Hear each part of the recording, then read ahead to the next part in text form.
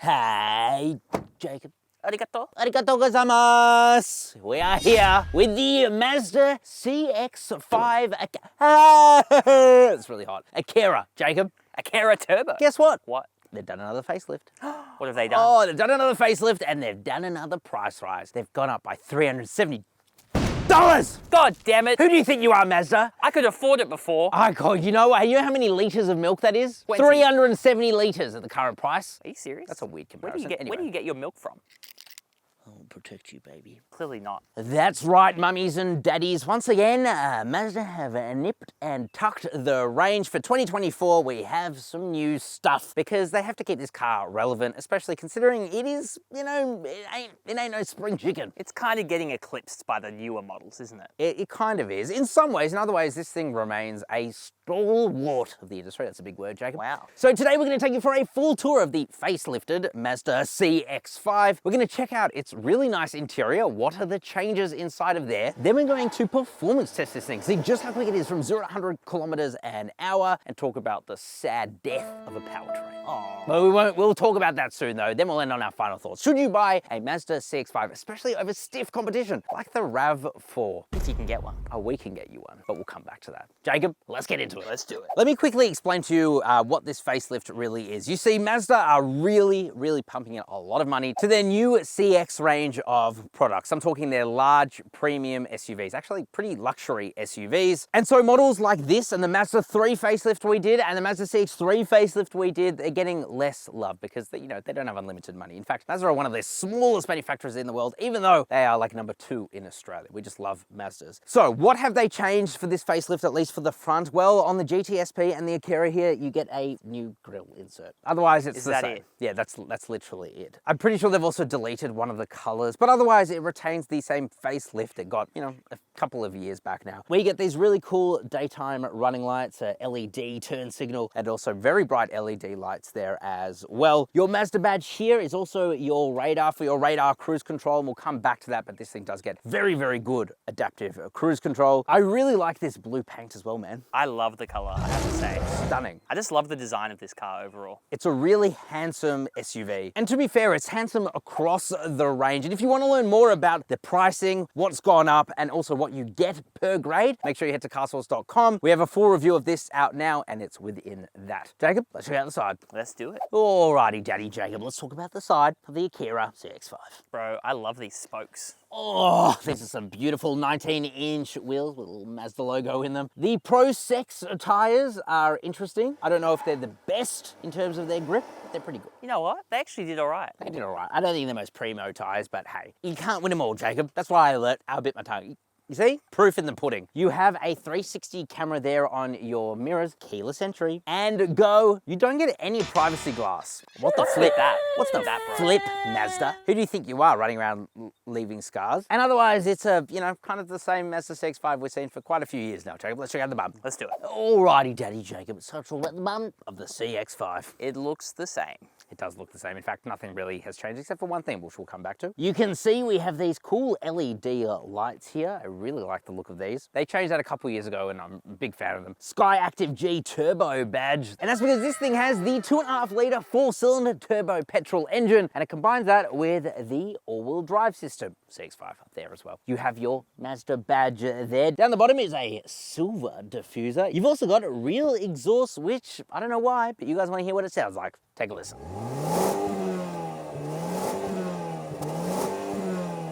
Wasn't that just a beautiful symphony, Jacob? Oh, it really made my ears tickle. It tickled me. This is new. So you see where this little marker is here, Jacob? What does that mean? You do a little quick.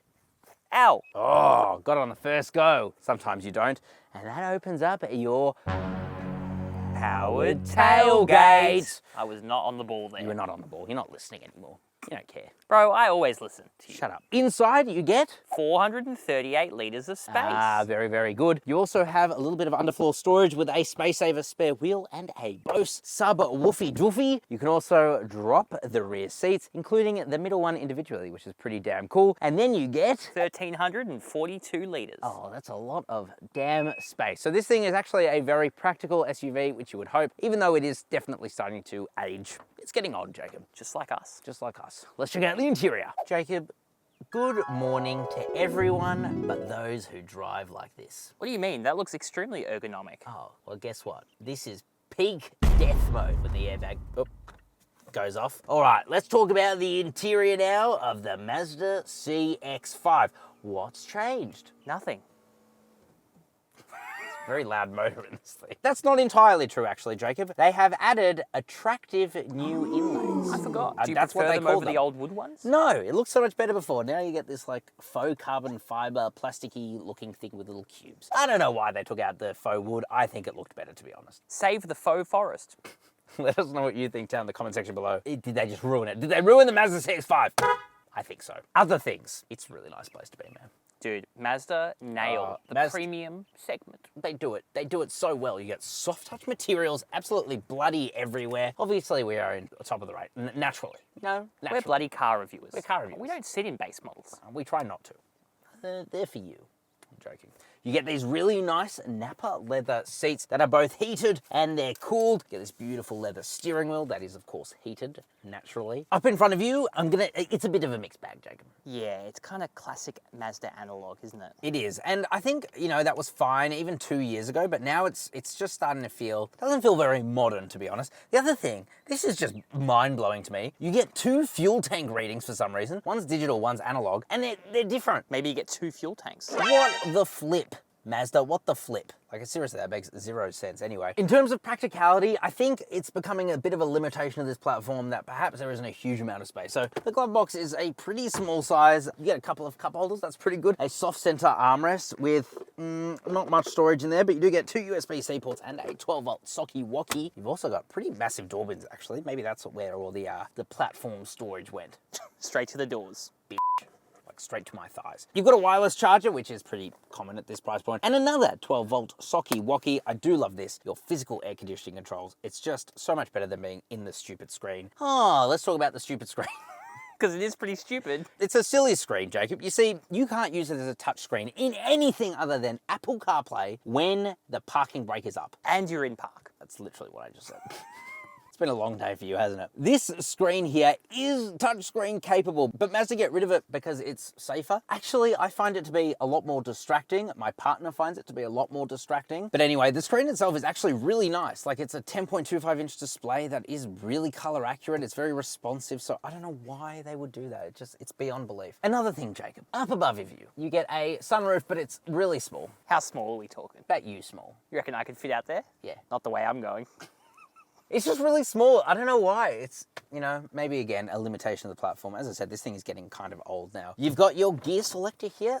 It's normal, nothing to report, but you do get your little iDrive controller here. Oh, sorry, Mazda MZD Connect controller, which you have to use because you can't use it as a fucking touchscreen. You do get a Bose sound system, which does sound very, very good. Pretty bassy. Very bassy. If you're a bass head, you're gonna love it. And otherwise, it is a very premium place to be, very comfortable place to be, especially because these seats across the range are better. But, you know, there's some things that are just maybe feeling their age. Just a bit. Anyway, let's check out the back seats. Let's do it. Alrighty, Daddy Jacob. Let's talk about the back seats now. I'm 5'11", okay? Don't Really? hold it against I've me. never heard you say that before. I don't have a huge amount of leg room. I've got a lot of toe room and a lot of headroom, but that lack of leg room is really because it doesn't have a very long wheelbase. It's just part of the older architecture underpinning the CX-5. You do get a couple of air vents, which is really, really nice. No easily accessible USB ports there, which kind of sucks, and I'll show you why in a second. You do get nice soft touch material in the back, though it definitely feels very, very premium. The same Napa leather as up front, so again, very nice with heaps of support for your legs. We pull this bad boy down. Can I just say, I love how the actual side seats kind of pop out a bit further than the middle one. You know what I mean? Nice amount of leg support. Yeah, very nice. This is nice leather. Open this up, and this is where you'll find your USB-A ports. And the reason I don't love that is because now if someone's sitting in the middle, you can't actually easily access it. You gotta move them forward, close it, show, like, it's just silly. Anyway, you do get outboard heated seats here in the Akira trim, so that's pretty nice. That you can't turn on if someone's sitting in the middle. No, that you can't turn on easily anyway. And then you've got a couple of cup holders there too, which you can't use if someone's in the middle. Anyway. Moral of the story, don't have 3 kids. That is a good story, Jacob. But otherwise, it is a very premium place to be. In fact, it is definitely one of the most premium in the segment, but there are definitely some drawbacks, and so you should definitely test drive this to make sure that you like it. I think that's just good advice in general. Thank you, Jacob. That's why we're CarSauce. Alrighty, Jacob, let's take this thing for a performance test. Oh, let's do it.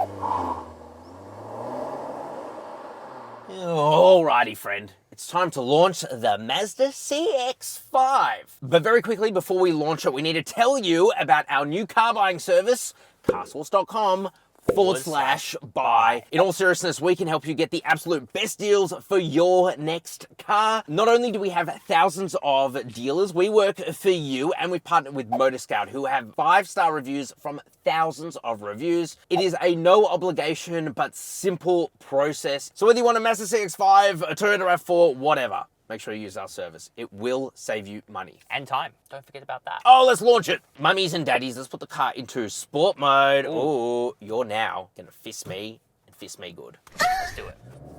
Oh. Jeez. That was so loud. What are you so aggressive for? Oh my God, calm down. 0 to 60 kilometers an hour is pretty fast. Oh. I'll take that. That's really quick. I will take for that. a mid-size SUV. 0 to 100 in 7.92 seconds. A cheeky sub 8. Oh, cheeky sub 8. All right, Daddy Jacob, let's drive this thing normally. Okay. Alrighty.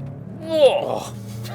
Bro, I always get surprised in the CX-5 with the turbo, how fast it is. It's genuinely weirdly fast, this thing. So you get it with 3 engines. You can get it with a base 2-litre engine.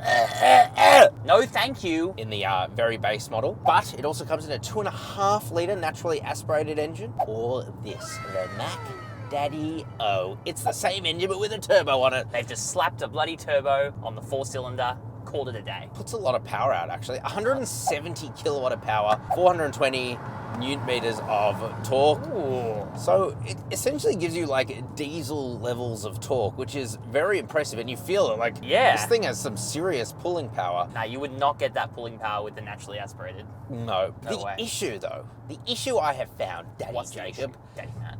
oh God, this thing loves to drink fuel. 10 litres per 100 kilometres. And that has been a lot of highway driving as well as urban, but still, like, it's not fuel efficient at all. No. And to be fair, the naturally aspirated 4-cylinder isn't the most economic engine either. I just think adding a turbo onto it just makes it even worse. Oh, it does. All right, bro. Give it some sauce. Oh. Bro, this isn't even sport mode. Give me a moment. Oh my God. Oh, we're in sport now. Oh, Jesus. Ooh. Do you feel like the steering wheel just stiffens up? Oh my God, it becomes so heavy. The other thing is suspension. So I've noticed that it is definitely on the firmer end. It's very much like a Mazda 3 in that sense. But as you get higher in speed, it actually becomes a lot more comfortable, which is a pretty common phenomenon. But it's pretty okay. It's really nice, man. It feels planted when you want it to be. God. Oh my God. Look at that. Oh, they have tuned this really well, man.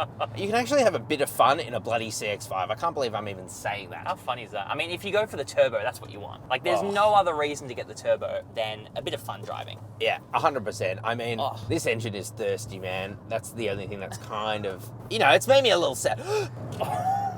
Dude, this is awesome. This SUV should not be handling this well, should it? But the other thing, so as part of an update a couple of years ago, they actually quietened down the interior and also put more bolstering in the seats, and it definitely feels like a more premium place to be. 100%. And, Mazda's going in that luxury direction, and it's kind of trickling down to the other models. Like you can see in the interior, it's very nice. Very attractive, as they call it. Oh, you're attractive. Oh, thank you.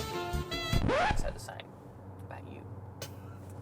The other thing, as you can hear, it's got a 6-speed transmission, Daddy Jacob. It's actually quite responsive using these paddle shifters here. Look down here. Look at here right now. You love your paddle shifters. Oh. It's a real transmission. It is. It's a real boy transmission. 6-speed. It does the job. It's not going to tickle your pickle, but it might rock your socks. But you know what will tickle your pickle? You to me right now.